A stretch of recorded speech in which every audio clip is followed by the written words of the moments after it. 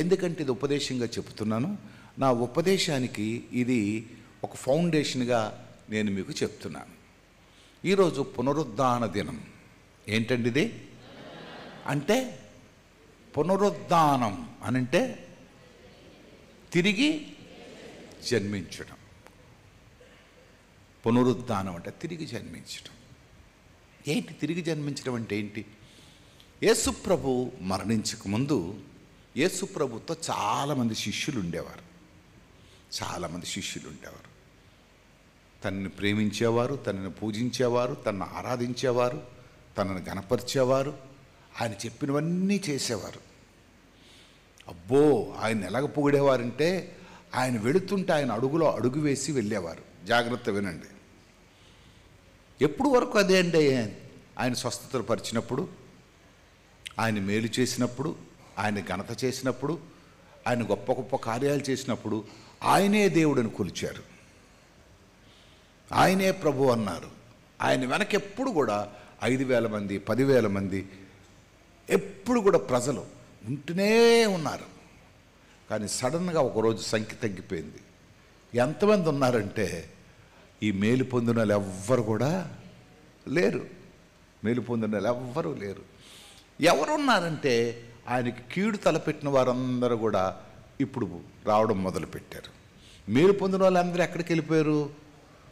ఉన్నారు కానీ బయటపడకుండా దూరం నుంచి చూస్తున్నారు. అది సిలువలో జరిగిన పరిస్థితి. పేతురున్నాడు, ఆంద్రేయ ఉన్నాడు, అందరూ ఉన్నారు, దూరం నుంచి చూస్తున్నారు. అంటే వీళ్ళకి ఎప్పుడు కావాలంటే యేసుప్రభు తిండి పెట్టినప్పుడు కావాలా, బట్టలు ఇచ్చినప్పుడు కావాలా, స్వస్థపరిచినప్పుడు కావాలా, స్టేజ్ ఎక్కించినప్పుడు కావాలా, వాళ్ళకు పొగిడినప్పుడు కావాలా, వీళ్ళు నా శిష్యులు, నేను ఏర్పరచుకున్నవారు అనేటప్పుడు వాళ్ళందరూ కూడా వారికి కావాలా. అలాంటప్పుడు వారికి కావాలా.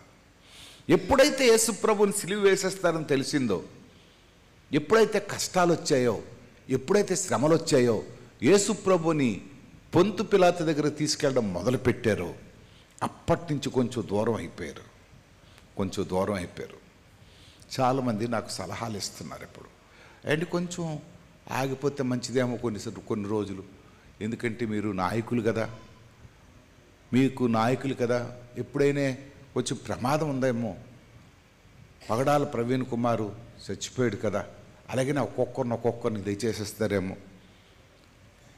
ఆ 103 మందిలో మీ పేరు ఒకటి ఉంది కదా, అలాగని చెప్తుంటారు. అలాంటప్పుడు నేను సేవకు రావడమే వేస్ట్. పౌలు అంటాడు, బ్రతుకుట క్రీస్తే, చావైతేనే లాభం. ఎంతమంది మాట ధైర్యంగా చెప్పగలరు? అంతే. చచ్చిపోవడానికి, దేవుని కొరకు చచ్చిపోవడానికి ఎవరో సిద్ధంగా లేరా? ప్రియులారా, చాలాసార్లు మన జీవితాల్లో యేసుప్రభు శిష్యులు యేసుప్రభుతో సహవాసం చేసేవారు. పాపం ఎంతో ఆశతో ఆయన పిలుచుకున్నాడు. వాళ్ళకు ఉద్యోగం ఇచ్చింది ఎవరండి? యేసుప్రభువే. వాళ్ళు దేనికి పనికిరారు. మంచి బట్టలు లేవు, వలలు కుట్టుకుంటున్నారు వాళ్ళు. పాపం సముద్ర పొడ్డును కూర్చొని వలలు కుట్టుకుంటున్నారు యేసుప్రభు శిష్యులు. ఒక చదువు లేదు, సంధ్య లేదు, మంచి వస్త్రం లేదు, బ్యాక్గ్రౌండ్ లేదు కుటుంబానికి. కానీ యేసుప్రభు ఎందుకో ఆయన పిలిచాడు, ఏర్పరచుకున్నప్పుడే ఆర్డర్ ఇచ్చాడు, అపాయింట్మెంట్ ఆర్డర్ ఇచ్చాడు. అబ్బాయి, మిమ్మల్ని మనుషులు పెట్టు జాలర్లుగా నేను చేస్తానన్నాడు. అపాయింట్మెంట్ ఆర్డర్లోనే వాళ్ళు చేయబోయే పని ఇచ్చాడు. కానీ ఇప్పుడు వీళ్ళు పెద్దోళ్ళు అయిపోయారు, గొప్పోళ్ళు అయిపోయారు, అపాయింట్మెంట్ ఆర్డర్ మర్చిపోయారు. అసలుకి వీళ్ళు శిష్యులు ఎలాగయ్యారు? చెప్పండి, శిష్యులు ఎలాగయ్యారు? అపాయింట్మెంట్ ఆర్డర్ ఎవరు ఇచ్చారండి? ఎవరు ఏర్పరచుకున్నారు? ఇవన్నీ మర్చిపోయారు సడన్గా. ఇవన్నీ మర్చిపోయి యేసుప్రభుకు అనుకూలమైన వారితో కాకుండా యేసుప్రభు శత్రువులతో చేయి కలిపారు. యేసుప్రభు అనుకూలమైన వారితో మాట్లాడకుండా రాత్రి మీద ఎవరితో మాట్లాడుతున్నారు? ఇప్పుడు యేసుప్రభు విరోధులతో మాట్లాడుతున్నారు. బేరసారాలు పెట్టేశారు. ఎంతకు పెట్టేశారు? ఓ బాబో, బతికున్నప్పుడు ఎంత పెద్ద పెద్ద మాట్లాడాడు ఇస్కరియోతు యోధ, ఎంత పెద్ద పెద్ద మాట్లాడాడు. యేసుప్రభు పక్కనే నడిచేవాడు. ఒక విధంగా చూసుకుంటే పేతురుకి లేని ఘనత, పేతురుని కూడా పక్కకు తోసి నేనే అయ్యా నువ్వు రాజు అయిపోతే మంచిదని చెప్పినోడు, లేనిపోనో మాటలన్నీ చెప్పినవాడు ఈయనే. కానీ ఇప్పుడు ఎక్కడికి వెళ్ళిపోయాడు? అపోజిషన్ పార్టీలోకి వెళ్ళిపోయాడు. అపోజిషన్ పార్టీలోకి వెళ్ళిపోయి ఇప్పుడు ఏమంటున్నాడంటే యేసుప్రభుని అమ్మేస్తాడు. యేసుప్రభుని ఏం చేస్తాను? అమ్మేస్తాను. కొనుక్కుంటారా? అబ్బాయి, నిన్ను యేసుప్రభు కదా అపాయింట్ చేశాడు, అసలుకి నువ్వు శిష్యుడు వెలగాయ్యావయ్యా, యేసుప్రభు అని పిలిచాడండి. Appointment offer ఇచ్చారయ్యా, యేసుప్రభేనండి. అసలుకి సమాజంలో నీకు పేరు ప్రఖ్యాతులకు వచ్చాయా, యేసుప్రభేనండి. అసలుకి నువ్వు ఈరోజు సమాజానికి ఎలాగ తెలిసావయ్యా, యేసుప్రభేనండి. మరి ఏంటయ్యా అమ్మేస్తానంటున్నావంటే, సార్ నాకు డబ్బులు అవసరం ఉందండి, నాకు యేసుప్రభు అవసరం లేదు. ఏం కావాలి? నాకు డబ్బులు కావాలా? నాకేం కావాలా? డబ్బు కావాలి. డబ్బు కొరకు ఏ పనైనా చేస్తాను, పనికిమాలిన పనైనా చేస్తాను, నా శిష్యరకాన్ని వదిలేస్తాను సార్. అయ్యా ఇది తప్పు కదా, ఎందుకంటే యూదులకి వాళ్ళకి కూడా ధర్మశాస్త్రం తెలుసు. ఇది తప్పు కదా నువ్వు చేస్తుంది. గురువు నామానికి సున్నాలు పెడుతున్నావు, గురువు నామానికి దుఃఖపెడుతున్నావు కదంటే, సార్ తర్వాత అదంతా నీతి నియమాలు తర్వాత, ప్రస్తుతానికి నాకు డబ్బు కావాలా. ఆ డబ్బు ఏమైనా మిగిలిందా? మిగలలేదు. ఆ డబ్బుతో ఒక పొలం కొన్నాడు. ఆ పొలంలో ఏం చేశాడు? ఊరు పెట్టుకొని చచ్చాడు. నీతి మాలిన డబ్బు ఎప్పుడు మనకి సంతోషం ఇవ్వదు. తప్పు చేసిన డబ్బు, క్రమం లేని డబ్బు ఎప్పుడు మనకి సంతోషం ఇవ్వదు. ఈస్టర్లో జరిగిన పెద్ద పొరపాటు ఏంటంటే, యేసుప్రభుని విడిచిపెట్టి యేసుప్రభు శిష్యులందరూ పారిపోయారు. ఆయన విశ్వసించిన వారందరూ పారిపోయారు. ఆయన ద్వారా రక్షణ పొందిన వారందరూ పారిపోయారు. ఆయన ద్వారా స్వస్థపరచబడిన వారందరూ పారిపోయారు. ఆయన ద్వారా మేలు పొందిన వారందరూ పారిపోయారు. ఆయన చేత ఆహారం తిన్న వారందరూ పారిపోయారు.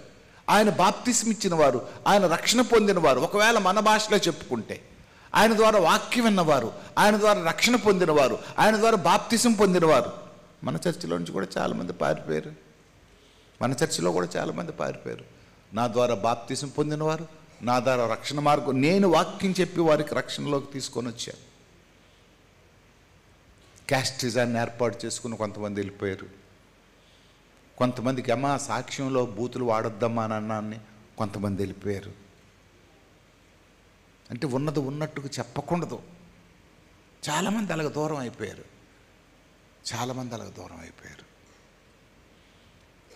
దూరం అయిపోయిన తర్వాత యేసుప్రభు మొత్తానికి సిలువ వేయబడ్డాడు. సిలువ వేయబడిన తర్వాత ఆయన ఎలా చంపేశారో మనందరికీ తెలుసు. ఆయనందరూ చచ్చిపోయిన తర్వాత ఇంక ఈయన పని అయిపోయిందని అనుకున్నారు. కానీ ప్రవక్తలు దీన్ని నమ్మలే. ఆయన సిలువ వేసిన తర్వాత ప్రవక్తలు నమ్మలేదు. ఆ వంచకుడు బ్రతికుండేటప్పుడు కొన్ని మాటలు చెప్పాడో ఆయన అంటున్నారు మత్తయి సువార్త. ఆ వంచకుడు సజీవుడై ఉండినప్పుడు, ఆ వంచకుడు సజీవుడు అంటే ఎవరు? యేసుప్రభుకి ఏం పేరెట్టారు? వంచకుడు. యేసుప్రభు ఎవరట ఇప్పుడు అయిపోయాడు? వంచకుడట. ఆ వంచకుడు సజీవుడై ఉండేటప్పుడు 3 దినములైన తరువాత నేను లేచిదనని చెప్పినది మాకు జ్ఞాపకం ఉన్నది. అయ్యా మాకు ఒకటి జ్ఞాపకం ఉంది. మంచి మాటలు ఎవరికి జ్ఞాపకం ఉండవు. మీరు ఎప్పుడైనా చూడండి, తగు వచ్చినప్పుడు 10 మాటలు మంచి మాట వాడలే, అవి జ్ఞాపకం ఉండవు. ఒక్క మాట ఏదైనా తొందర మీద అనేస్తాం అనుకో, నువ్వు అలగన్నావు కదా, అదే పట్టుకొని ఏడుస్తారు. చెడ్డ మాటలన్నీ వదిలేస్తారు. ఒక్క మాట పట్టుకొని గోల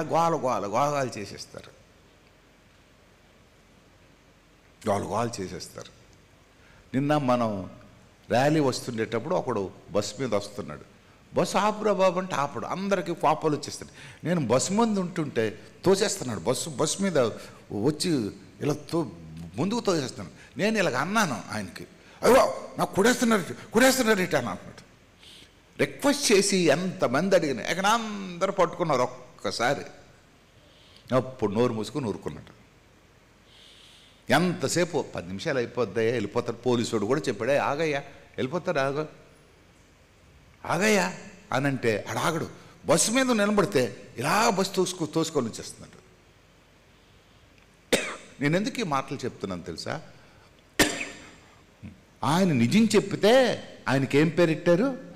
ఆ వంచకుడు బ్రతికున్నప్పుడు ఒక మాట చెప్పాడు అని చెప్పి సచ్చినోడు కాపలా పెట్టారు. ఎవడైనా బతికినోడు కాపలా పెడతారు, కానీ సచ్చినోడు కాపలా పెట్టారు. అది చరిత్రలో ఎవరికంటే యేసుప్రభు అక్కడికే పెట్టారు. దేవునికి స్తోత్రం. ఇందిరాగాంధీ బతికున్నంతకాలం కాపలా పెట్టారు, రాజీవ్ గాంధీకి బతికున్నంతకాలం కాపలా పెట్టారు, రాజశేఖర రెడ్డికి బతికున్నంతకాలం కాపలా పెట్టారు, ఎన్టీ రామారావుకి బతికున్నంతకాలం కాపలా పెట్టారు. చచ్చిపోయిన తర్వాత ఇంకేంటి, సమాధి చేశారు, వదిలేశారు. కానీ బతికున్నంతకాలం కాపలా పెట్టలేదు యేసుప్రభుకి. బతికున్నంతకాలం ఫ్రీగా వదిలేశారు ఆయన్ని. కానీ చచ్చిపోయిన తర్వాత చరిత్రలో కాపలా పెట్టిన వాళ్ళు ఎవరంటే యేసుప్రభుకి ఒక్కడికే. ఎందుకంటే క్రైస్తవులు యేసుప్రభు చెప్పిన మాట వినలేదు, కానీ క్రైస్తవేత్తరులు యేసుప్రభు మాటల మీద గొప్ప నమ్మకం ఉంచారు. ఆ వంచకుడు సజీవుడై అంటే ఆ వంచకుడు అంటే వీళ్ళెవరు క్రైస్తవులు కాదనమాట. ఓయ్ బాబో, ఆయన బతికుండేటప్పుడు చేసిన అద్భుతాలన్నీ చూశాం కదా అంటే అది వాళ్ళ విశ్వాసం. వాళ్ళ విశ్వాసం ఏంటంటే క్రైస్తవులు విశ్వసించలేదు, కానీ ఆయన బతికుండేటప్పుడు చేసినవన్నీ వాళ్ళు విశ్వసించి ఆ వంచకుడు బతికుండేటప్పుడు చేశారు కనుక చేతనైనంత సహాయం, చేతనైనంత కాపలా పెట్టని ఆ రాజుకి బుర్రలేదు. రే మీకేం మెంట్లా, ఆ బతికున్నోడికి కాపలా పెట్టకుండా సచ్చినోడికి కాపలా పెట్టమంటారు ఏంటంటే, సార్ మీకు తెలియదండి, ఆయన శక్తి సామర్థ్యాలు మేము కల్లారా చూసాం. మీరు ఇక్కడేటి ఈ రాజసింహాసనం మీద కూర్చొని చూస్తున్నారు కనుక మేము కల్లారా చూసాం సార్. లాజర్ గారి దగ్గరికి మేము వెళ్ళినప్పుడు చూసాము, ఆయన చచ్చిపోయిన 4 రోజులు అయితే ఇలాగన్నాడు, లాజర్ గారు బయటకు వచ్చేసారు సార్. ఆ ఆయూరు గారు కుమార్తె దగ్గరికి వెళ్ళి చూసాము, చచ్చిపోయినప్పుడు అలాగెళ్ళాడు, తల్లి తాకుమన్నాడు, లెగిసిపోయింది సార్. సార్ ఒక విధవరాలు కొడుకు చచ్చిపోతే ఇలాగన్నాడు, లేచిపోయింది సార్. ఆయన సంగతి మీకు తెలియదు సార్, అందరికీ లేపినాడు, ఆయన లేచిపోడా అని అంటే ఈయనకి బుర్ర పిచ్చేపింది. ఇదేట్రా బాబు, ఇది మెంట్లోలా ఏంటే, చచ్చిపోయినట్లు లేచిపోతాడు అంటారు ఏంటని. సరే మరి పడలేక సరే కాపలా పెట్టినంటే రాజముద్ర వేసి కాపలా పెట్టేశారు. కాపలా పెట్టేసిన తర్వాత ఇకనందరూ కాపలా వేసి గన్నలు పట్టుకొని, ఎవరికి కాపలా, ఎవరికి కాపలా పెట్టారు? యేసుప్రభుకు కాదండి, చచ్చిపోయినోడికే. యేసుప్రభు అవ్వచ్చు, అప్పారావు అవ్వచ్చు, పాపారావు అవ్వచ్చు, లోనెవడున్నాడు? చచ్చిపోయినోడు ఉన్నాడు. చచ్చిపోయినాడు గన్నలు పట్టుకొని కాల్స్తున్నారు. బహుశా ఎవరైనా రోడ్డు మీద వెళ్ళాలి, ఏడు సార్ గన్నలు పట్టుకొని ఇక్కడ ఉన్నారంటే ఏడు చెప్పాలి వీళ్ళు, ఏడు చెప్తారు వీళ్ళు, చెప్పండి. గన్నలు పట్టుకొని ఇప్పుడు శ్యామల గన్న పట్టుకొని బ్యాంకులో ఉంటాడు, ఎందుకంటే ఎవడైనా వస్తే కాల్ చేస్తాం సార్ అని. అదే శ్యామలరావు గన్న పట్టుకొని ఇక్కడికి చచ్చిదారున్నాడు అనుకోండి, ఏటంటాడు? గణపతి ఏమండి ఇక్కడ ఎవడో దుర్మార్గులు ఎవరైనా వస్తారేంటండి. అదే అలా సమాధుల దగ్గర ఉన్నాడు అనుకోండి, గనపట్టుకుంటే ఏంటి ఎక్కడ దెయ్యాల దగ్గర నువ్వేటంటే, ఏమిటి దెయ్యాలు లేచిపోతే ఏటో భయం వేస్తుంది, అందు గురించి గన్న నాకు ఇచ్చారు, ఏ దెయ్యం లేచినా కొట్టిమన్నారు అనంటే అప్పుడు మనం ఏడు చేస్తాం, మనం ఏటనుకుంటాం? వాళ్ళ ఆవిడికి అలాగే పిలిచి, అమ్మ కొంచెం మెంటలు వచ్చినట్టుగా ఉంది, ఇదేంటి ఎవడైనా మనుషులకి గన్న కాలుస్తారు కానీ ఈ దెయ్యాలకు గన్న కాలుస్తారు అంటాడేటి అని అంటాం లేదా? ఇప్పుడు వీళ్ళు సమాధుల్లో ఏడు చేస్తున్నారు, ఒక్కొక్కడు గన్న ఎట్టుకొని అటు ఇటు తిరుగుతున్నారు, ఇటు అటు తిరుగుతున్నాడు. ఎందుకంటే ఎవరు నమ్మారు వీళ్ళు? ఆ వంచకుడు. అంటే ఆ వంచకుడే మన ప్రభువు అయిన యేసుక్రీస్తు. దేవునికి స్తోత్రం, హల్లెలూయా. బతికున్న దానికంటే చచ్చిపోయినప్పుడు ఆయన పవర్ పెరిగిపోయింది. మన ప్రవీణ్, పగడాల ప్రవీణ్ కుమార్ లాగా ఆ బతికున్నటువంటి ఆవిడకి తెలియలేదు ఆయన. ఇప్పుడు చచ్చిపోయిన తర్వాత ఇన్ని రోజులైనా అమ్మో మొత్తం ప్రపంచం అంతా గడగడలాడించేస్తున్నట్టు. ఆయన చచ్చిపోయాడు, కానీ ఆయన ప్రకటించిన యేసుక్రీస్తు మాత్రం ఇంకా చావలేదు. ఆయన సువార్త చేసిన యేసుప్రభు ఇంకా చావలేదు. అది చావదు కూడా, అది చావదు. దాన్ని చంపినోడు కూడా ఎవడు ప్రపంచంలో లేడు. ఇంకా విస్తరిస్తుంది. మొన్న పాస్టర్ గారు ఫోన్ చేసి, అయ్యా ప్రవీణ్ కుమార్ గారు మెమోరియల్ సర్వీసు మా సంఘస్థులు పెడతాం, ఒక 500 మంది పెడతాం సార్, మీరు ఖచ్చితంగా స్పీకర్కి రండి అని ఆయన చెప్తున్నాడు. రేపు 28వ తారీఖు మళ్ళా రాజమండ్రిలో మళ్ళా ఒక 20,000 మందితో మళ్ళా మెమోరియల్ సర్వీస్ పెడుతున్నారు. ఎవడైనా ఒకటి చచ్చిపోతే వాళ్ళ చుట్టాలు వాళ్ళ బంధువులు ఏదో పెడతారు, కానీ నేను చచ్చిపోతే ఊరూరు గ్రామం గ్రామం చర్చి మీరు ఎవరైనా డబ్బులు పెడితే మనం కూడా పెట్టేదాం, మీరెవరైనా పెడితే. ఎందుకంటే మా దగ్గర అన్నీ అయిపోయాయి, మొత్తం అన్నీ పెట్టేశాం మేము. నేను ఎందుకు చెప్తున్నాను తెలుసా? ఆ వంచకుడు మళ్ళా ఈరోజు తిరిగి లేచాడు. దేవునికి స్తోత్రం. ఎలాగ లేచాడో చెప్తాను నేను. ఎలాగ లేచాడో, ఆయన లేవడం ద్వారా సమాజానికి ఏం కలిగింది? శిష్యులందరూ పారిపోయారు, శిష్యులందరూ దొంగలైపోయారు, శిష్యులందరూ మోసగాలైపోయారు. శిష్యులందరికీ బషాయిలకి రూపురేఖలు మారిపోయాయి. అప్పుడు వలలతో ఉండేటప్పుడు వీళ్ళు డ్రెస్ వేరు, ఇప్పుడు పాస్టర్ గారులు అయినప్పుడు ఈ శిష్యులు అయిపోయినప్పుడు వీళ్ళు డ్రెస్సులు వేరైపోయాయి. నేను మొన్న ఒక కథ చదివాను. ఒక అడవిలో వచ్చాము, రాజుగారు వెళ్ళారట, రాజుగారు మంత్రి గారు వెళ్ళారట అడవిలోకి రాజుగారు మంత్రికి వెళ్తే ఆ రాజుగారు చెట్లు చూసి, అబ్బా ఎంత బాగుందయ్యా, ఈ చెట్టు పువ్వు ఎంత చక్కగా వికసిస్తుంది, ఆహాహాహా ఎంత గాలేస్తుందని మరొక చెట్టు దగ్గరికి వెళ్ళి అన్నాడట. ఎంత అందంగా ఈ కొమ్మ ఉందయ్యా, ఎంత అందంగా ఈ రొమ్మ ఉందయ్యా అని ఒక్కొక్క దాన్ని వర్ణిస్తున్నాడట. వర్ణిస్తూ అన్ని అడవంతా తిరిగి మొత్తానికి ఆ చెట్టుని ఈ చెట్టుని మొత్తానికి అంతా వర్ణించిన తర్వాత రాజుగారును మంత్రి గారు బయటకు వచ్చిస్తే ఈ కొమ్మలన్నీ కలిసి ఒక మీటింగ్ పెట్టుకున్నాయట. ఎవరో? చెట్లు కాదు, కొమ్మలు. చెట్టు ఎక్కడ ఉంటుంది? కింద ఉంటుంది. కొమ్మలు ఎక్కడ ఉంటాయి? రాజుగారు దేన్ని పొగిడాడు? కొమ్మలను పొగిడాడు. కొమ్మే కనబడుతుంది కానీ చెట్టు ఎక్కడైనా కనబడుతుంది ఏంటి? చెట్టు కింద ఉంటుంది. కొమ్మలన్నింటినీ పొగిడాడు కదా. చూసావా, మన అందాన్ని పొగిడాడు రాజుగారు. ఈ చెట్టు పెద్ద పోజు కొడుతుంది మనకి, ఇది లేకపోతే మనం బతకలేమా?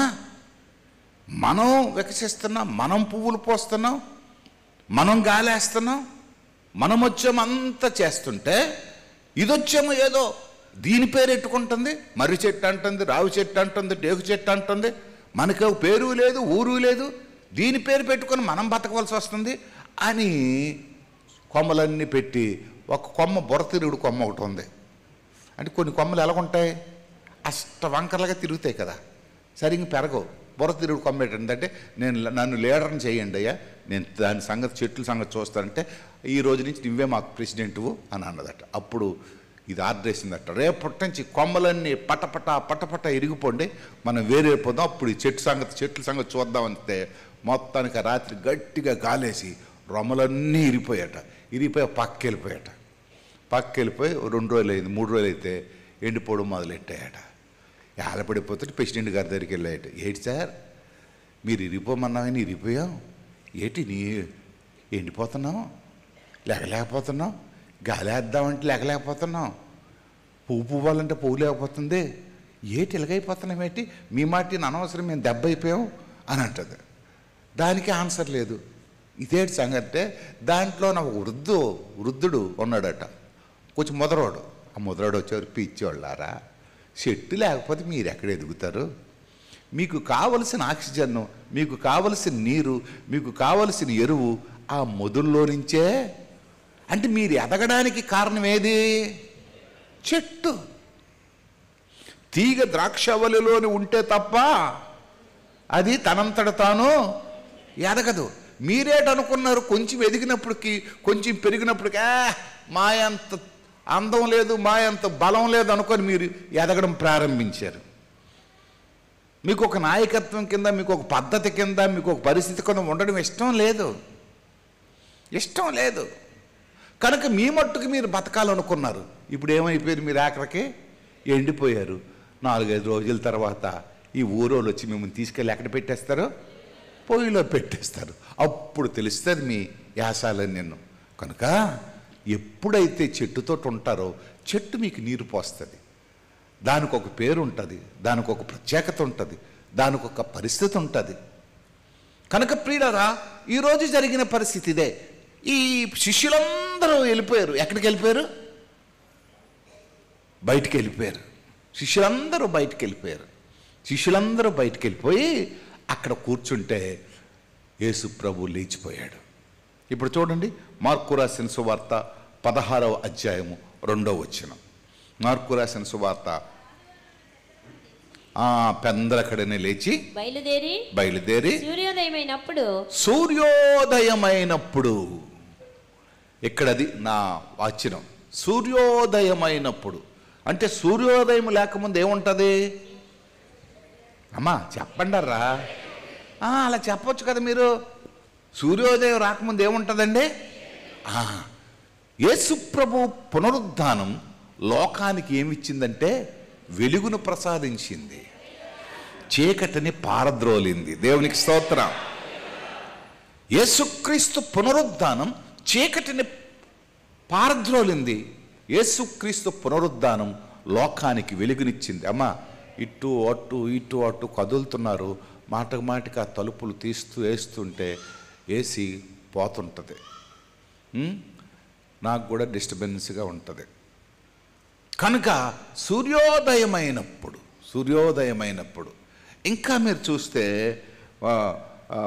మత్తయి రాసిన సువార్త 28వ అధ్యాయం 1వ వచనం చదవండి. విశ్రాంతి దినము గడిచిపోయిన తరువాత ఆదివారమున తెల్లవారుచుండగా, ఇక్కడ చూడండి, అక్కడ సూర్యోదయం అన్నాడు, ఇక్కడ ఏమన్నాడు? తెల్లవారుచుండగా. అక్కడ సూర్యోదయం అన్నాడు, ఇక్కడ తెల్లవారుచుండగా. అంటే నల్లటి అనుభవం జారిపోయింది. ఈ రెండిటి గురించి ఎందుకు నేను ఇంత క్లియర్గా చెప్తున్నానంటే, నల్లటి అనుభవం పోవాలంటే, చీకటి అనుభవం పోవాలంటే, సూర్యోదయము రావాలంటే, తెల్లవారి అనుభవం నీకు కావాలంటే నీ జీవితానికి పునరుద్ధాన అనుభవం రావాలి. దేవునికి స్తోత్రం. చాలామంది రక్షించబడిన తర్వాత కూడా ఈ చీకటి అనుభవం పోగొట్టుకోరు, సూర్యోదయ అనుభవం రావాలని కోరుకోరు. ఆ పాత అనుభవాల్లోనే జీవించడానికి ఇష్టపడతారు. కొంతమందికి 24 గంటలు గొడవలు ఇష్టం. ఆ గొడవలు కూడా విపరీతమైన గొడవలు, ప్రతిదానికి, ప్రతి చిన్నదానికి, ప్రతి పెద్దదానికి గొడవలు. కొంతమందికి అప్పులు చేయడం ఇష్టం, కొంతమందికి అలగడం ఇష్టం, కొంతమందికి లేనిపోనివన్నీ చెప్పడం ఇష్టం. అంటే జీవితంలో ఈ చీకటి అనుభవాలు పోవాలంటే ఖచ్చితంగా నీకు పునరుద్ధాన అనుభవం రావాలి. ఈ పునరుద్ధాన అనుభవం ఏం చేస్తుందంటే, అంతవరకు నీలో దాగి ఉన్న ఈ చీకటి అనుభవాన్ని, అంతవరకు దాగి ఉన్న ఈ నల్లటి అనుభవాన్ని తీసివేసి నీ జీవితాన్ని తెల్లగా మార్చేస్తుంది. దేవునికి స్తుతి కలుగును గాక. నీ జీవితంలో సూర్యోదయ అనుభవంతో మార్చేస్తుంది. ఒక్కసారి ఆలోచించండి, తెల్లవారినప్పుడు మనస్సు ఎంత వికాసంగా ఉంటుంది. చీకటిలో ఉండేటప్పుడు అనుభవంలో భయం ఉంటుంది, చీకటి అనుభవంలో దిగులు ఉంటుంది, చీకటి అనుభవం ఏదో ఒకటి కోరుకుంటుంది. ఎప్పుడు తెల్లవారుతుందా, ఎప్పుడు సూర్యుడి కనబడతాడా. చీకటి అనుభవంలో ఆందోళన ఉంటుంది, చీకటి అనుభవంలో దిగులు ఉంటుంది. కానీ సూర్యోదయ అనుభవంలో, వెలుగు అనుభవంలో వీటన్నిటికీ బదులు ఉంటుంది. దేవునికి స్తోత్రం. ఎందుకంటే చీకటిలో ఒక్కసారి చూడండి, రాత్రులు మీటింగ్ అవుతున్నాడు, ఒక్కసారి చీకటి వచ్చినప్పుడు చూస్తే చీకటికి పగలకి ఎంత తేడా ఉంటుందో. టక్కన లైట్లు ఆరిపోయినప్పుడు మనం హల్లెలూయా స్తుతి మహిమ పాడుతాం. నాకు ఇప్పటికీ అర్థం అవ్వదు, చీకటి పోతే హల్లెలూయా స్తుతి మహిమ, ఆరిపోయిన దివిటీలు వెలగాలి అని పాడాలి. కానీ చీకటి అనుభవంలో ఏం పాడుతారు అందరూ? హల్లెలూయా స్తుతి. అదేంటది చీకటి పాటలాగా ఆరిపోయిన దివిటీలు వెలగాలి అని పాడాలి, కానీ చీకటి వస్తే సరే. కనుక నేను ఎందుకు చెప్తున్నానంటే, చీకటి అనుభవంలో ఉన్న వారందరికీ ఒక శుభవార్త ఏంటంటే, ఇది పునరుద్ధాన అనుభవానికి మీరు రావాలి. పునరుద్ధాన అనుభవం వస్తే మీ జీవితాలు చక్కబడతాయి, మీ జీవితాలలో నూతనమైన అనుభవం కలుగుతుంది, మీ జీవితాలు సంతోషకరమైన అనుభవంలో మరి వస్తుంది. రెండవది చూద్దాం. లూకా రాసిన సువార్త 24వ అధ్యాయము 6వ వచనం. ఆయన ఇక్కడ లేడు. ఎక్కడ లేడు?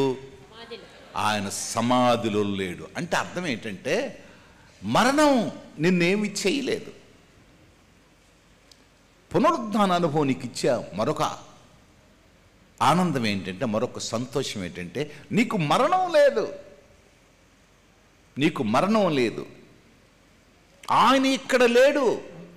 ఎందుకంటే ఆయనలో రక్షించబడిన నీవు, ఆయనలో బాప్తిసం పొందిన నీవు, ఆయనలో క్షమించబడిన నీవు, నీకు మరణం అనేది ఒక విజయం. దేవునికి స్తోత్రం. మరణం అనేది ఒక ప్రమోషన్. మరణం ద్వారా ప్రభు దగ్గరికి వెళతాం. మరణం ద్వారా ప్రభు దగ్గరికి వెళతాం. మరణం ద్వారా ఇంతకాలం ప్రార్థన చేసి, ఇంతకాలం వెయిట్ చేసి, ఎంతకాలం ఎదురు చూస్తున్న ప్రభువును చూడడానికి ఈ మరణం అనేది ఒక అద్భుతమైన మార్గం. దేవునికి స్తోత్రం. కనుక ఇక్కడ చెప్తున్నాడు, ఆయన ఇక్కడ లేడు, ఆయన సమాధిలో లేడు. మత్తయి రాసిన సువార్త 28:6 కూడా చదవండి. మత్తయి రాసిన సువార్త 28:6. ఆయన ఇక్కడ లేడు, తాను చెప్పినట్టే ఆయన లేచి ఉన్నాడు. రండి, ప్రభువు పండుకొనిన స్థలము చూచి త్వరగా వెళ్ళి ఆయన మృతులలో నుండి లేచి ఉన్నాడని ఆయన శిష్యులకు తెలియజేయడు. ఆయన ఇక్కడ లేడు. ఎందుకంటే ఆయన ప్రభువు చెప్పినట్టుగా ఆయన ఇక్కడ లేడనే సంగతి మనము లోకానికి వెళ్ళి చెప్పవలసిన అవసరం ఉంది.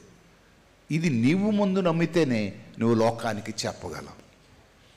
నువ్వు ఎప్పుడు ప్రకటించగలవు? సువార్తను ఎప్పుడు ప్రకటించగలవు? మరణములో ఉండే విజయాన్ని ఎప్పుడు ప్రకటించగలవు? నువ్వు పరలోకం వెళితేనే ప్రకటించగలవు.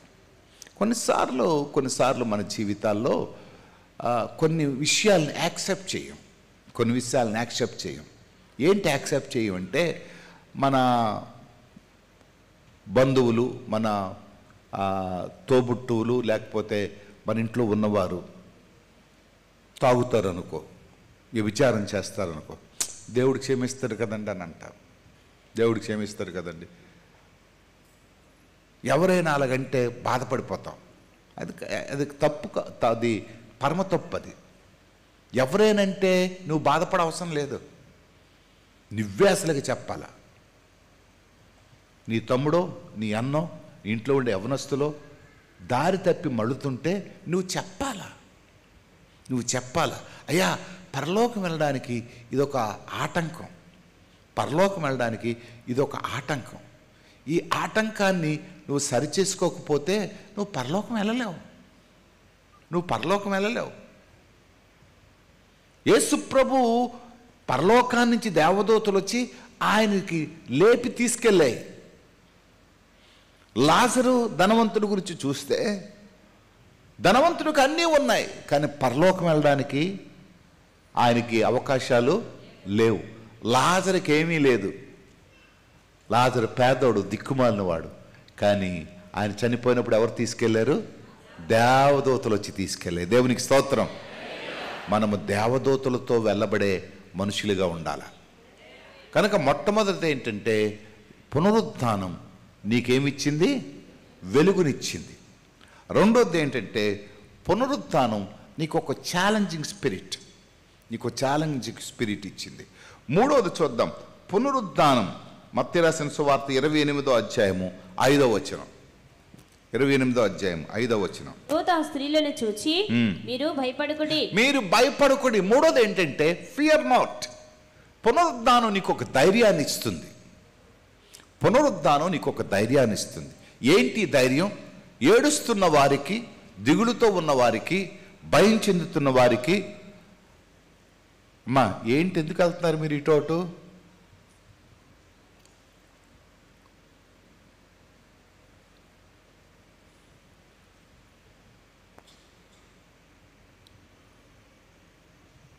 ఈసారి నుంచి ఇంకెవరు వెళ్ళరు. ఎందుకంటే ఒకసారి అడిగాను కనుక అందరూ మీ వైపు, వాళ్ళ వైపు చూశారు కనుక పునరుద్ధానం ఏం చేసిందంటే ధైర్యాన్ని ఇచ్చింది మానవాళికి.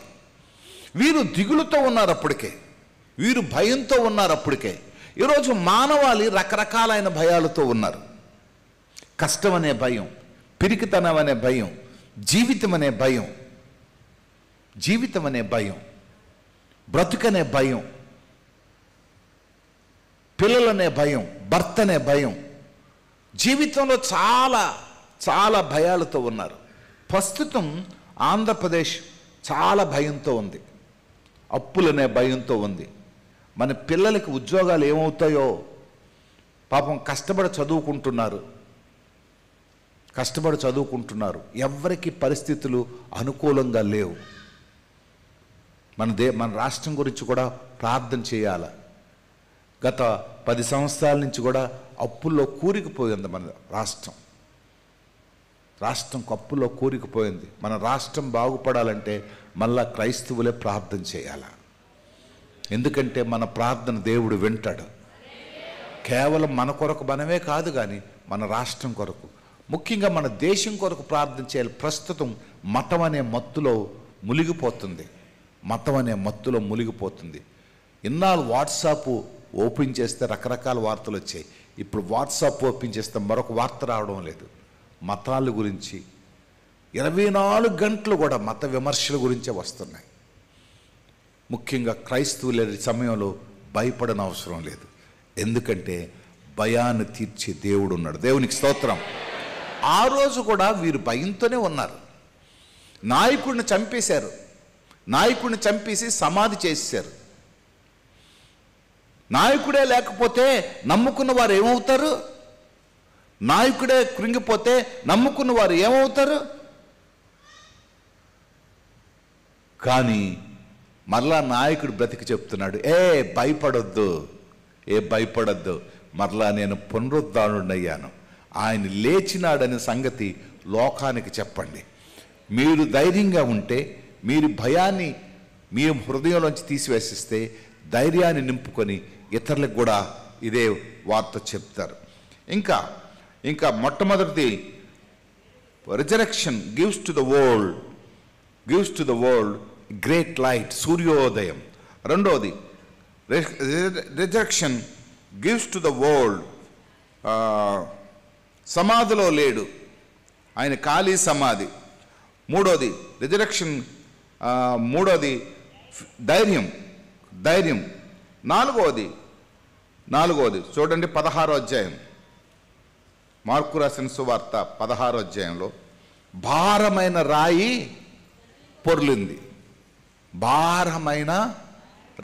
పొర్లిపోయింది. ఏంటట? సమాధి మీద ఏం పెట్టారు వీళ్ళు? భారమైన రాయి. అంటే మరలా తొలగిపోకుండా, మరలా మనిషి లేవకుండా ఉండిపోయే రాయి పెట్టేశారు.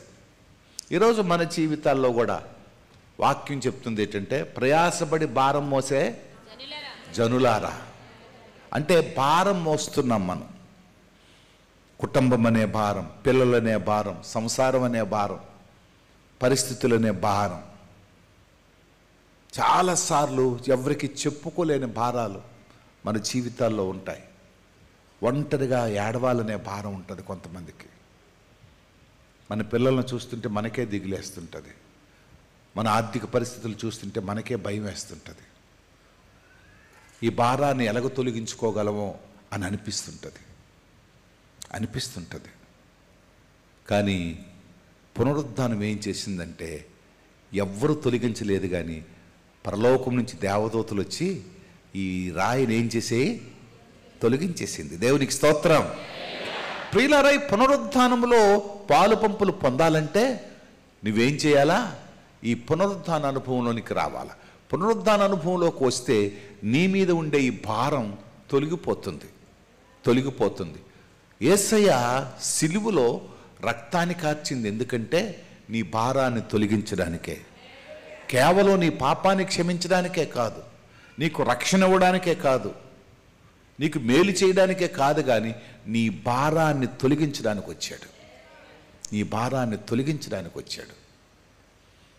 ఇది మోయలేని భారం, పాప భారం అని అంటారు. కానీ పాప భారం మనము జయించేశాం. బాప్తిసం ద్వారా, క్రీస్తు రక్తం ద్వారా మనం జయించేశాం.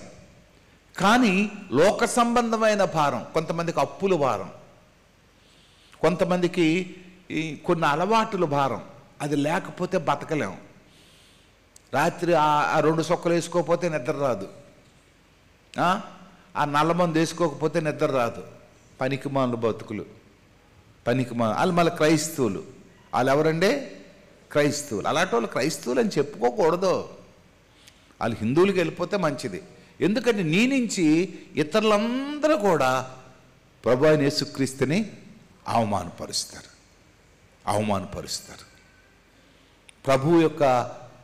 ప్రభువులోకి ఎందుకు వస్తారంటే లోకాన్ని విడిచిపెట్టి నీతిమంతులుగా జీవించడానికి వస్తారు.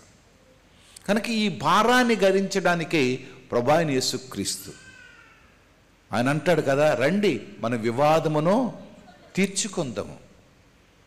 ఈ వివాదం అంటే ఏంటంటే నీవు జయించలేనిది, నువ్వు క్షమించబడలేనిది, నిన్ను నువ్వు క్షమించుకోలేనిది ఈ వివాదాన్ని జయించుకోవడానికి. కనుక ఆ భారమైన రాయిని పొరలించాడు. అంతేకాదు యోహాను రాసిన సువార్త 20వ అధ్యాయం 19వ వచనం. అతడు ఎట్టి మరణము వలన దేవుని మహిమపరచునో దాన్ని సూచించి ఆయన ఈ మాట చెప్పెను. ఇట్లు చెప్పి నన్ను వెంబడించమని అతనితో అనెను.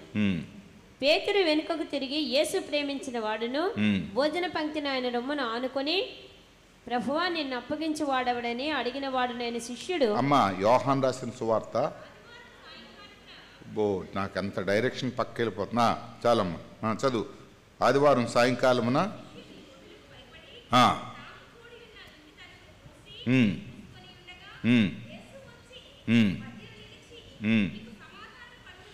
ఓకే, నీకు సమాధానం కలదు. Great Joy. భయంతో ఉన్నారు, తలుపులు మూసుకున్నారు. యేసుప్రభు శిష్యులు ఏంటంటే ఆ తలుపులు మూసుకొని వాళ్ళు పొరపాట్లు వాళ్ళు అనుభవిస్తున్నారు. అయ్యో మనకు పిలిచి ఉద్యోగం ఇచ్చాడు, మన పిలిచి ఏర్పాటు చేసుకున్నాడు, ఎక్కడో దేనికి పనికిరాని మనల్ని శిష్యులుగా చేశాడు, ఎక్కడో పనికిరాని మనల్ని దైవ సేవకులుగా చేసి ఆయనతో పాటు తిప్పి 3.5 సంవత్సరాలు సమాజానికి పరిచయం చేసి అద్భుతమైన పరిచారకులుగా చేశాడు. కానీ ఆయన శ్రమల్లో ఉండేటప్పుడు విడిచిపెట్టి వచ్చేసాం, ఆయన సిలువుకు అప్పచెప్పి వచ్చేసాం. పేతురు, నువ్వు ఇంత సీనియర్ పాస్టర్, నువ్వు కూడా అలాగే చేసావు కదా. ఆంధ్రే, నన్ను నువ్వు తీసుకొచ్చావు, ఆ మాత్రం నీకు గుర్తులేదా? ఒకరికొకరు విమర్శించుకుంటున్నారు, తల బద్దలు కొట్టుకుంటున్నారు. ఎంత తప్పు చేశామయ్యా. పను యోధ అంటే పను శత్రువులతో చేతి కలిపాడు. మనం ఎందుకు వదిలేసి వచ్చేసాం? మనల్ని పిలిచిన దేవుడిని, మనల్ని పిలిచిన పనిలో పెట్టుకున్న వాడిని, ఆయన తర్వాత ఈ లోకానికి సువార్తను ప్రకటించడానికి మనల్ని అసిస్టెంట్స్గా పెట్టుకున్నాడు. అలాంటిది నాయకుడిని విడిచిపెట్టి వచ్చేసాం. ఆయనకి ఎగ్నిస్ట్గా పనిచేసాం. ఆయనకి ఎగ్నిస్ట్గా పనిచేసాం. ఆయన పొంతి పిలాతు దగ్గరికి వెళ్తుంటే మనం నిలబడలేకపోయాం. హేరోదు దగ్గరికి వెళ్తుంటే మనం చెప్పలేకపోయాం. దూరంగా ఉండి చూసాం కానీ వెళ్ళిపోయాం. ఇప్పటికి కూడా మనం చంపేస్తారని తలుపులు వేసుకొని ఉండిపోతున్నామంటే, కానీ యేసుప్రభు ఎంత గొప్పవాడంటే, తనని విమర్శించారని తెలుసు, తనని విడిచిపెట్టి వెళ్ళిపోయారని తెలుసు, తనకి ఎగ్నెస్ట్గా పనిచేశారని తెలుసు, తన శత్రువులతో చేతులు కలిపారని తెలుసు. అయినా సరే ఆయన వాళ్ళ మధ్యకి వెళ్ళి అంటున్నాడు ఏంటంటే, మీకు యేసు వచ్చి మధ్యను నిలిచి మీకు సమాధానం కలుగునుగా, సమాధానం కలుగుగాక, మీకు సమాధానం కలుగుగాక. Great joy, great joy. పునరుద్ధానం అనేది గొప్ప గొప్ప సంతోషాన్ని ఇచ్చింది, గొప్ప సమాధానం ఇచ్చింది, గొప్ప సంతృప్తినిచ్చింది. యేసులో ఉండే గొప్ప అనుభూతి. పునరుద్ధానం గొప్ప ఆనందాన్ని ఇచ్చింది, పునరుద్ధానం గొప్ప ధైర్యాన్ని ఇచ్చింది, పునరుద్ధానం గొప్ప వెలుగుని అనుగ్రహించింది, పునరుద్ధానం గొప్ప విడుదలను అనుగ్రహించింది, పునరుద్ధానం గొప్ప బరువును తొలగించింది, బరువును తొలగించింది. ఎందుకు నేను ఈ మాటలు చెప్తున్నానంటే, ఆ పునరుద్ధానమే పరిశుద్ధాత్మను కూడా ఈ లోకానికి పంపించింది. పరిశుద్ధాత్మని లోకానికి పంపించి 20వ అధ్యాయం 22వ వచనం చదువుదాం. యోహాను సువార్త 20వ అధ్యాయం ఆయన ఈ మాట చెప్పి వారి మీద ఊది పరిశుద్ధాత్మను పొందుడి. మీరు ఎవరి పాపములు క్షమింతురో అవి వారికి క్షమింపబడును, ఎవరి పాపములు మీరు నిలిచి ఉండనిత్తురో అవి నిలిచి ఉండనని వారితో చెప్పాను. దేవునికి స్తుతి కలుగును గాక. ఈరోజు పరిశుద్ధాత్మ పూర్ణం అవ్వడానికి కారణం పునరుద్ధానమే. దేవునికి స్తుతి కలుగును గాక. పిరికి పందలుగా ఉండే వారిని ఇంక నేను వెళ్ళిపోతున్నాను గనుక మీరు ధైర్యంగా పనిచేయాలంటే, దేవుని కొరకు మీరు జీవించాలంటే, ప్రభువు కొరకు మీరు బ్రతకాలంటే మీకు ధైర్యాన్ని కావాలి గనుక నేను పరిశుద్ధాత్మని మీ మీదకి పంపిస్తున్నాను. పరిశుద్ధాత్మ మిమ్మల్ని ఆదరిస్తుంది, పరిశుద్ధాత్మ మిమ్మల్ని ధైర్యపరుస్తుంది, పరిశుద్ధాత్మ మీకు బోధిస్తుంది. పరిశుద్ధాత్మ మీరు ఏం చెప్పాలో ఏం చెప్పకూడదో, ఎక్కడికి వెళ్ళాలో ఎక్కడికి వెళ్ళాలో, ఎవరిని క్షమించాలో ఎవరికి క్షమించకూడదో అదంతా మీకు నేర్పిస్తుంది అని దేవుని సన్నిధిలో చెప్తుంది. నేను మరొక అంశాన్ని కూడా, అంటే వాట్ గివ్స్, అదే పునరుద్ధానం ద్వారా ఈ లోకానికి ఏమొచ్చింది, పునరుద్ధానంలో మనము చేయవలసిన కార్యాలేంటి, సంఘం చేయవలసిన కార్యాలేంటో 2-3 చెప్పి జస్ట్ హెడ్డింగ్స్ చెప్పేసి మానేస్తాను. మత్తయి రాసిన సువార్త 28వ అధ్యాయము 7వ వచనం. మత్తయి రాసిన సువార్త 28వ అధ్యాయం 7వ వచనం.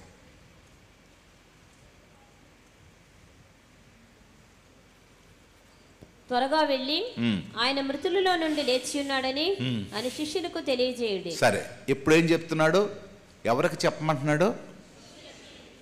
వినండి, మళ్ళీ చెప్పండి, ఎవరికి చెప్పమంటున్నాడు? అసలు శిష్యుల్ని ఎందుకు ఏర్పరచుకున్నాడు దేవుడు? శిష్యుల్ని ఎందుకు ఏర్పరచుకున్నాడు? లోకానికి సువార్త ప్రకటించడానికి. కానీ ఇప్పుడు శిష్యులు ఏం చేస్తున్నారు? రివర్స్ అయిపోయింది అంతను. శిష్యులు వచ్చే పిరికి పందల్లా దేవునికి దూరం అయిపోయారు. వేరుగా అనుకోవద్దు, చాలామంది పాస్టర్లు సువార్త లేదు, సరైన బోధ లేదు, వాళ్ళకి ఏంటంటే తెల్లవారు లేచి ఒక సంచి వేసుకొని హౌస్ విజిటింగ్ వాళ్ళ పని. మీరేం అనుకోవద్దు, అంటే మీ ఇంట్లోకి వస్తున్నారు కనుక చెప్తున్నాను. నేను లాస్ట్ వీక్ కూడా చెప్పాను. నేను వాళ్ళకి ఏంటంటే వాళ్ళ పని ఏంటంటే వాళ్ళకి సువార్త ఉండదు, వాళ్ళకి సంఘం ఉండదు, ఇతర సంఘస్థులందరినీ దర్శించడమే. లేకపోతే మా సంఘానికి ఒక్కసారి రండి, మా సంఘంలో ఒక్కసారి పాట పాడండి, మా సంఘంలో ఒక్కసారి 2 మాటలు చెప్పండి, మీ సాక్ష్యం బాగుంటుంది, రాత్రి మీరు కల్లోకి వచ్చారు, మొన్న వచ్చాం వాళ్ళు. మరి వాళ్ళ సంఘస్థులు వాళ్ళకి కల్లోకి రారు, ఊరోళ్ళ సంఘస్థులందరికీ వాళ్ళకి కల్లోకి వస్తారు. ప్రియులారా, ప్రస్తుతం జరుగుతున్న పరిచర్య ఇది. ఈ మొద్దుబారిన బుర్రలన్నీ ఏం చేశారు? పునరుద్ధాన అనుభూతికి లేదు. సిలువలో యేసుక్రీస్తు చచ్చిపోయిన తర్వాత ఎవడింట్లోకి వెళ్ళిపోయాడు, ఎవరు బతుకులారు బతుకుతున్నారు. మన పేతురు గారు అయితే వలలు పట్టుకొని వెళ్ళిపోవడానికి చూస్తున్నాడు. కొంతమంది ఎందుకు సేవకు వస్తారో దేవుడు పిలుస్తాడో లేదో అనిపిస్తుంది నాకు. ఎందుకు సేవకు వస్తారో తెలియదు. మరలా సంఘానికి పదే ఎందుకు చెప్తున్నానంటే, నేను ఈ మధ్యకాలంలో సేవ క్రొత్త ఆత్మల సంపాదన కాదు. ఈ సంఘాన్ని ఇంతగా కట్టడానికి ఎన్ని దినాలు శ్రమ పడవలసి వచ్చిందో,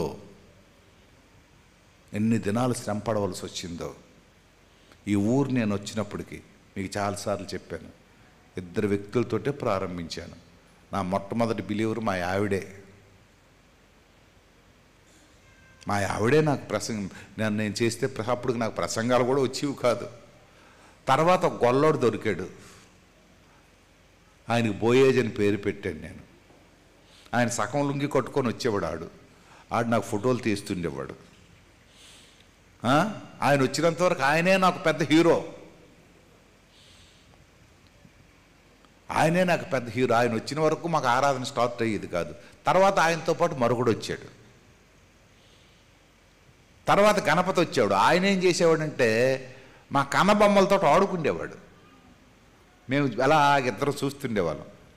ఆ కారు తీసి ఇలా ఆడుతుండేవాడు. టీ ఇచ్చి కూర్చుని పెట్టి వాక్యం చెప్పేవాడు. సేవ అంత ఈజీ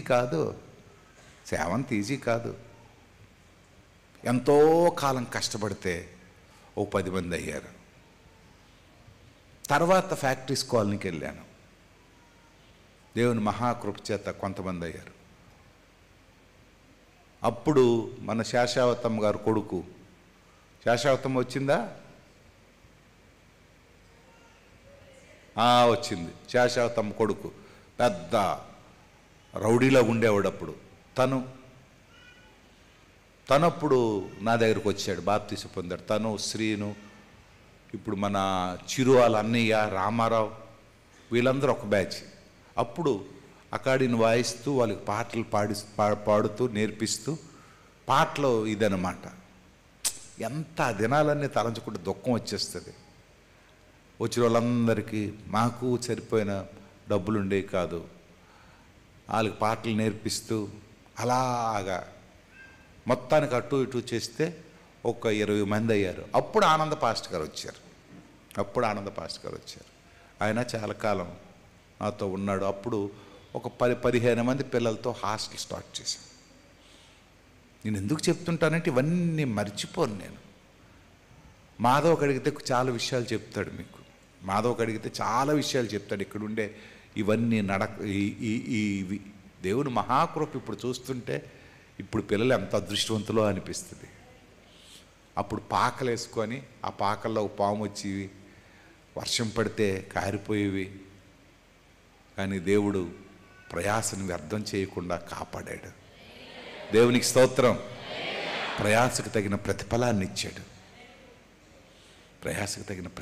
ఇచ్చాడు. దేవుడు ఆశీర్వదించాడు. ఎటువంటి పరిస్థితుల్లో కూడా నిరాశ చెందకుండా దేవుడు ఒక్కొక్కరిని చాలాసార్లు చెప్తుంటాను. అప్పుడే నందిగాం ఎందుకో వదిలేశాం, కానీ అప్పుడే ఇటువైపు బ్రాహ్మణతర్లా అటువైపు వెళ్ళేవాళ్ళం. అటువైపు వజ్రపు కొత్తూరు వరకు వెళ్ళేవాళ్ళం. అప్పుడు అక్కడ పూండి గల్లీ దగ్గర అప్పుడు రాహేలమ్మ అని ఒక ఆవిడ ఉండేది. వాళ్ళ గడపలో అప్పుడు ఆరాధన స్టార్ట్ చేసాం మొట్టమొదట. ఇటువైపు జీవరత్నం, హరిపురంలో జీవరత్నం వాళ్ళు ఇంటి దగ్గర ఇలాగా. కానీ ఆ దినాలన్నీ తలంచుకుంటే ప్రభు నేను స్తుతిస్తుంటాను. దేవునికి స్తుతి కలుగునుగా. ఈరోజు సేవ, ఇంత కష్టపడి చేసిన సేవకి రెక్కలు వచ్చినట్టుగా విశ్వాసులు వెళ్ళిపోతుంటే బాధేస్తుంటుంది. ఇప్పుడు వెళ్ళి ఏం చెప్పమన్నాడు ఈయన? ఎవరికి చెప్పమన్నాడు? మీరు వెళ్ళి త్వరగా వెళ్ళి ఆయన శిష్యులకు ఆ వర్తమానము తెలుప పరిగెత్తుచుండగా. త్వరగా వెళ్ళి శిష్యులకు. ప్రియులారా, ఈరోజు సంఘ పరిచర్యలో ప్రాముఖ్యం ఏంటంటే 2 అంశాలు. ఒకటి, క్రైస్తవేతరులకు సువార్త చేయాలా. రెండవది, క్రైస్తవులు పడిపోకుండా కాపాడాలా. ఈ 2 ఉంటేనే సంఘం ఎదుగుతుంది. మనం చెదిరిపోకూడదు, మనం పడిపోకూడదు, మనం ఆధ్యాత్మికంగా నిలవాలా. రెండవది మనం ఇతరులకి బోధించాలా. మన బంధువులు, మన స్నేహితులు, ఇది జరగడం లేదు మన సంఘంలో. లేకపోతే సంఘం ఇంకా ఎక్కువ ఎదిగిపోను. బక్సింగ్ గారు, బైబిల్ మిషను, వీటి విశ్వాసులు ఏం చేస్తారంటే ఖచ్చితంగా వారు ప్రతి విశ్వాసి కూడా సువార్త చేస్తారు. ఎలాగో ఒకలాగా 2-3 సంవత్సరానికి సంపాదిస్తారు. అలాగ చేయగలిగితే ఎంతమందిని మనం సంపాదించిదమో. కానీ మీరు అది చేయడం లేదు. మీ మీద ఆ నింద మోపుతున్నాను నేను. పాస్టర్ గారు ఒక్కరు ఎంతమందిని కలగలం? రాజు పాస్టర్ ఒక 20 కుటుంబాలు కలగలడు. కన్న పాస్టర్ గారు ఒక 20 కుటుంబాలు కలగలడు. ఎంతమందిని కలగలం మేము? ఎంతమందికి మేము చెప్పగలం? కానీ మీరు సులువుగా చెప్పాలా. మీరు మీ వంతు పునరుద్ధానం చెప్పేది ఏంటంటే ఆ విశ్వాసులకు చెప్తున్నారు, మీరు వెళ్ళి సువార్తను ప్రకటించండి. యేసుప్రభు సిలువలో మరణించిన యేసుప్రభు తిరిగి లేచాడని చెప్పండి. యేసుప్రభు కేవలం పాపాన్ని క్షమించి మరణించి ఆ గోతులో ఉండిపోవడని చెప్పొద్దు. తిరిగి లేచాడని చెప్పండి. ఇది పునరుద్ధాన సందేశం. ఇది క్రైస్తవుని యొక్క బాధ్యత, సంఘం యొక్క బాధ్యత. అయ్యా నేను వృద్ధురాలనండి, నేను వృద్ధుడినండి, నేను చెప్పలేనండి. కొన్ని పేర్లు రాసుకోండి. పేర్లు రాసుకొని వారి కొరకు పట్టుదలతో ప్రార్థన చేయండి. హోల్సేల్ ప్రార్థన వద్దు. ప్రభా పలాసాన్ని దీవించు, కాశీబొగ్గుని దీవించు, అలా అవి కరెక్ట్ కాదు, కరెక్ట్ కాదు.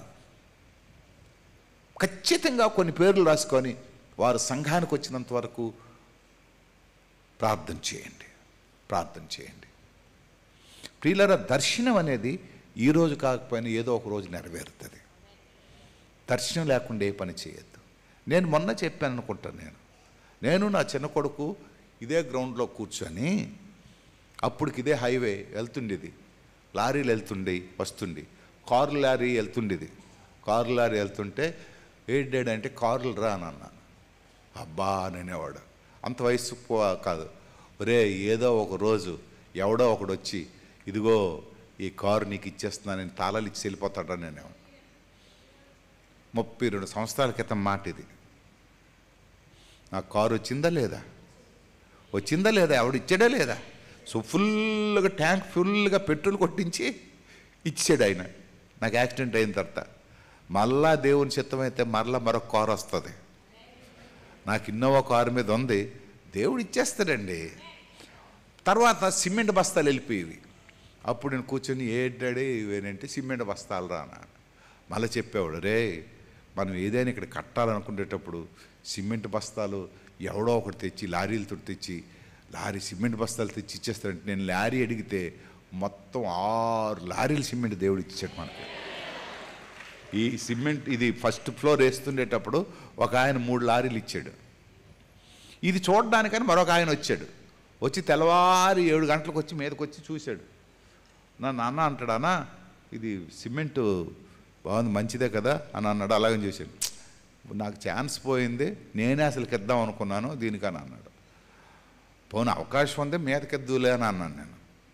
ఏదామంటే ఆడు మళ్ళీ 3 లారీలు ఇచ్చాడు. ఏంటి 3 బస్తాలు కాదు, ఏంటి లారీలు అంటే 3 లారీలు అంటే ఎంత అనుకున్నారు? 3 లారీలు అంటే ఎంత అనుకున్నారు? 1150 బస్తాలు ఒక 3 లారీలు అంటే. దేవుని స్తోత్రం చెల్లించండి. 32 సంవత్సరాల క్రితం సరదాగా ఆడుకున్న మాటలు మేము, సరదాగా ఆడుకున్న మాటలు. నేను ఎందుకు ఈ మాటలు చెప్తున్నాను తెలుసా? నా జీవితం అంతా ఒక సాక్ష్యం. నా ఇంట్లో ఉన్న ప్రతి వస్తువు, ప్రతి పరిస్థితి, నా కొడుకులు నా భార్య మేము కూర్చుంటే మేము ఆడుకున్న మాటలన్నీ కూడా. ఈ కెమెరాలు మనకు రావడం ఏంటండి? ఈ కెమెరాలు ఎప్పుడైనా ఊహ కందేయా? ఊహించామా? 6 లక్షలు 7 లక్షల కెమెరాలు మనకు రావడం ఏంటి? దేవుడు మనకివ్వడం ఏంటి? ఫీలారెడ్డి ఎందుకు చెప్తున్నానంటే, Christian prayer temple it is a not normal church. ఇది సామాన్యమైన సంఘం కాదు. ఈ సంఘంలో ఉండే ప్రతి విశ్వాసి కూడా సామాన్యమైన విశ్వాసి కాకూడదు. ప్రతి విశ్వాసి కూడా శక్తివంతుడైన విశ్వాసి కావాలా. ప్రతి విశ్వాసి కూడా బలమైన విశ్వాసి కావాలా. ప్రతి విశ్వాసి కూడా ధనమైన విశ్వాసి కావాలా. పేదోళ్ళు మేము, దిక్కులేని వాళ్ళము, ఆ మాట అసలు వినబడకూడదు. ఇక్కడ మనమే ధనవంతులు. మనలో దరిద్రత ఉండకూడదు. మనలో దరిద్రత ఉండకూడదు. మనం సామాన్యులు. ఎందుకంటే రిజరక్షన్ పవర్ మనకుంది. ఇంకా ఉన్నాయి కానీ మరి చెప్పను విషయాలు ఇంకా. ఎందుకంటే నేను ట్రాఫిక్ డైవర్ట్ చేస్తున్న పునరుద్ధాన సందేశంలో ఉండేది. ఇగో భయపడద్దు, మీరు భయపడద్దు. ఇదిగో నేను శక్తివంతుడైన దేవుడిని, తిరిగి లేస్తాను. భయపడద్దు, మీకు సమాధానం ఇస్తాను. భయపడద్దు, మీకు నేను సంతోషాన్ని ఇస్తాను. భయపడద్దు, నేను మీ మీద ఉండే పెద్ద భారాన్ని నేను తొలగిస్తాను. భయపడవద్దు, నేను పరిశుద్ధాత్మ దేవుడిని మీ మీద కురంబరింపచేస్తాను. ప్రియులారా, మనము సామాన్యులం కాదండి. ఎప్పుడు అనుకోలే నేను క్రిస్టియన్ ప్రేయర్ టెంపుల్ విశ్వాసి, నేను సామాన్యుడు కాదు, మా పాస్టర్ సామాన్యుడు కాదు, మేము నమ్ముకున్న దేవుడు సామాన్యుడు కాదు. ఈ పల్లెటూరులో శనబడమంటే ఎవడికి తెలియదు. ఈ పల్లెటూరులో ఇంత గొప్ప అద్భుతమైన ఇంతగా అద్భుతమైన మందిరాన్ని దేవుడు మనకిచ్చాడు. మనకేంటండి ఏసీ మందిరం? మనకేంటి ఏసీ మందిరం? ఏంటి ఈ స్టెప్స్ ఏంటి, ఇదంతా ఏంటి? అది నింపవలసిన బాధ్యత మీది. అది నింపవలసిన బాధ్యత మీది. మా కొత్తపేట వాళ్ళు అంటున్నారు ఆలు వేసి పెట్టేస్తారట. ఓరి బాబు ఏంటిది? ఇంకా బ్రాహ్మణ తరలో ఆలుకి వచ్చి వేసి పెట్టేస్తారేటో. చేసేస్తారండి, చేసేస్తారు. ఎప్పుడు మన బుర్ర అలాగే ఉండాల. మన మందిరాలన్నీ శక్తివంతంగా ఉండాల. మన విశ్వాసం అంతా శక్తివంతమైనదే ఉండాల. మనం దేవుని కొరకు గొప్ప కార్యాలు చేసేవారిగా ఉండాలి. గొప్ప కార్యాలు చేసేవారిగా ఉండాలి. శక్తిహీనుల్లాగా బలహీనుల్లాగా మనం ఉండకూడదండి. మనం ఉండకూడదు. దేవునికి ఇవ్వడం నేర్చుకుంటే అవి తెలుస్తుంటాయి. నేను రాజు పాస్టర్ గారు, కన్న పాస్టర్ గారు అందరం కూర్చున్నా. ఎంత అయింది ఖర్చు? నిన్న ర్యాలీకి అదంతటికి మొత్తం ఖర్చు అంతా మేమే పెట్టాం. మీకు ఎవరికి అడగడానికి కూడా మేము ఇష్టపడలేదు. ఖర్చు పెట్టేద్దాం. ఈరోజు ఎవరైనా ఇస్తే ఇచ్చారు, లేకపోతే లేదు, పెడదాం. అంటే దేవుని శక్తివంతమైన కార్యాలు జరుగుతుండేటప్పుడు, దేవుని శక్తివంతమైన కార్యాలు జరుగుతున్నప్పుడు నేను చాలాసార్లు చెప్పాను, నేను ఈ సంఘం నుంచి ₹1 కూడా నేను జీతం తీసుకోవడం లేదు. ఎవడండి ఏ పాస్టర్ అలాగా ధైర్యంగా చెప్పగలడా? ₹1 కూడా నేను జీతం తీసుకోవడం లేదు. ప్రభు, నేను ఇటు అటు వెళ్తున్న మీటింగ్స్ బట్టి నేను జీవిస్తున్నాను. అంతేకాదు మన సంఘం 18 మంది పాస్టర్ని పోషిస్తుంది. మన సంఘం 18 మంది పాస్టర్ని పోషిస్తుంది. దేవుని మహాకృప, దేవుని మహాకృప. ఇది సామాన్యమైన సంగతి కాదు. దేవుని చిత్తమైతే ఈ సంవత్సరం మరొక 2 మందిరాలు అనుకుంటున్నాం. మరి ఎంతవరకు అవి చేయగలమో కట్టగలమో లేదో తెలీదు. అంటే మిషనరీ సంఘంగా ఉండాలి. మిషనరీ సంఘంగా ఉండాలి. అంటే విస్తరించబడే సంఘంగా ఉండాలి. విస్తరించబడే సంఘంగా ఉండాలి. మన సంఘస్థులు పేదోళ్ళు లేకపోతే లేనోళ్ళు అనేది నాకు ఉండదు. దేవుడు చేయగలిగింది చేస్తాడు, ఇవ్వగలిగింది ఇస్తాడు. ఆయన దగ్గర బోల్డ్ డబ్బు ఉంది. అది మనం ఇలాగ పట్టుకొని లాక్కోవడం, అది చేయడం. ఇందాక చెప్పాను కదా, ఆ తవ్వుతున్నాడు మొదటి రోజు మానేస్తే రెండో రోజు ఏడు దొరికింది, అడికి జీవితం కావాల్సినంత దొరికిపోయింది. అలాంటి విశ్వాసులు మనకి కావాలా? ఓకే, కళ్ళు మూసుకోండి, ప్రార్థన చేసుకుందాం. కళ్ళు మూసుకొని ప్రార్థన చేసుకుందాం. పరిశుద్ధుడు ఒక తండ్రి, నీ నామానికి స్తోత్రం. ఇదిగో ప్రభా, ఈ పునరుద్ధాన సందేశంలో నువ్విచ్చిన బలం, నువ్విచ్చిన శాంతి, నువ్విచ్చిన సమాధానం, నువ్విచ్చిన ధైర్యం, నువ్విచ్చిన పరిశుద్ధాత్మ శక్తి నాకు, మాకు, మా సంఘానికి, ఇదిగో సంఘంలో ప్రతి వ్యక్తికి సంపూర్ణతను నువ్వు దయచేయమని అడుగుచున్నాను. మేము శక్తిహీనులుగా కాకుండా, భక్తిహీనులుగా కాకుండా, ఇదిగో బలమైన వారిగా మేము జీవించడానికి కావాల్సిన నీ కృప దయచేయమని అడుగుచున్నాను. ఇదిగో ప్రభువున దయగల తండ్రి, నీ యొక్క శక్తి, నీ యొక్క బలం మాకు నిత్యము ప్రభు దయచేయండి. మేము సామాన్యులుగా పరిస్థితులు ఆలోచించకుండా, సామాన్యమైన స్థితిగతుల్లో జీవించకుండా, మేము ఉన్నతమైన దర్శనాలు కలిగి, ఉన్నతమైన ఇదిగో అభిరుచులు కలిగిన వారిగా, నీ కొరకు గొప్ప శక్తివంతమైన సాధనాలుగా జీవించడానికి సహాయం దయచేయమని అడుగుచున్నాను తండ్రి. మా సంఘంలో ఉద్యోగాలు లేని వారి కొరకు ప్రార్థన చేస్తున్నాం. వివాహాలు కాని వారి కొరకు ప్రార్థన చేస్తున్నాం. నువ్వు ఏదో ఒకటి దయచేయగల దేవుడు తండ్రి. నాయన, కుటుంబ సమస్యలతో ఇరుకుపడిన వారి కొరకు ప్రార్థన చేస్తున్నాం. ఇదిగో ప్రభా, అలవాట్లకు బానిసైన ప్రజల కొరకు ప్రార్థన చేస్తున్నాం. వారికి ధైర్యాన్ని దయచేయండి, విడుదల దయచేయండి, నెమ్మదిన దయచేయండి, క్షేమాన్ని దయచేయండి, సంపూర్ణమైన స్థితిగతులను దయచేయండి.